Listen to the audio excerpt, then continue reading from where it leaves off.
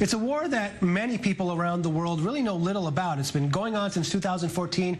More than 10,000 people have been killed in it and over 1 million displaced. The Donbas War between the Ukrainian army and the pro-Russian separatists of the Donetsk People's Republic and Luhansk People's Republic, which declared independence in 2014 with support from Moscow, shows no sign of abating, and it's also affected many Jews living in the region. To discuss this, I'm joined now by journalist Sam Sokol, the author of Putin's Hybrid War and the Jews. Sam, thanks for coming on the show. It's great to have you, and good luck with the book, which is coming out next week, I believe. What made you write the book, and maybe explain the title as well, the Hybrid War? Thank you very much, Ami. Well, the reason I wrote this book was back in late 2013, when I was a journalist with the Jerusalem Post.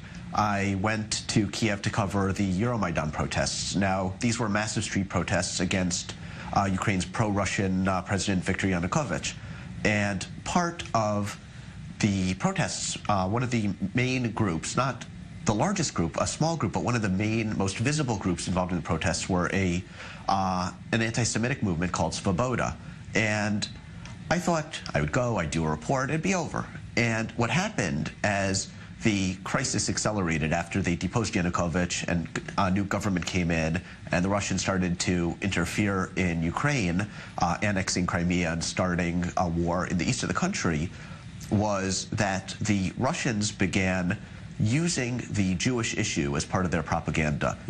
Now, what they did is they started putting out fake news reports about pogroms, about the fascist junta's closure of Jewish schools and newspapers, and I noticed a theme here in the Russian propaganda. Now, the reason I titled this Putin's Hybrid War, because the conflict in Ukraine is the prototypical hybrid war. A hybrid war is a conflict, it's not a pure straight-ahead military conflict like the Israeli War of Independence or the Second World War. It's a combination of covert action, proxy war, propaganda war, hacking. It's really a 21st century type of conflict. And when we talk about the Jews living in that part of the eastern part of the country of Ukraine, first of all, how many Jews live there, and what is making them leave? Is it the physical conditions are just unbearable now?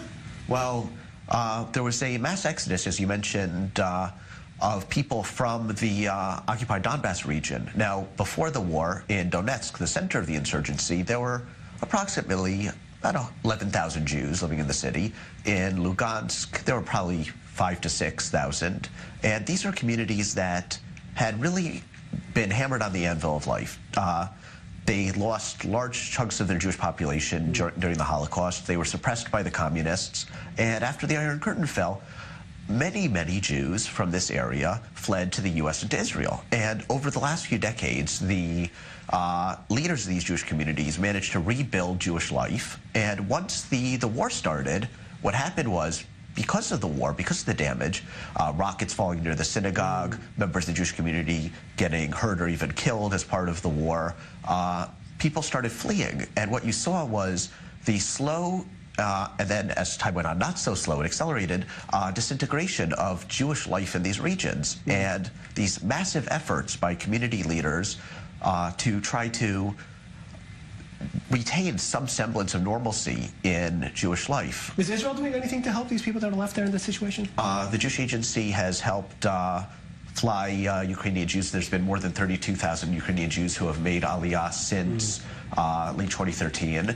And the Diaspora Ministry has given hundreds of thousands, possibly millions, I'd have to look back in my notes, but given a lot of money for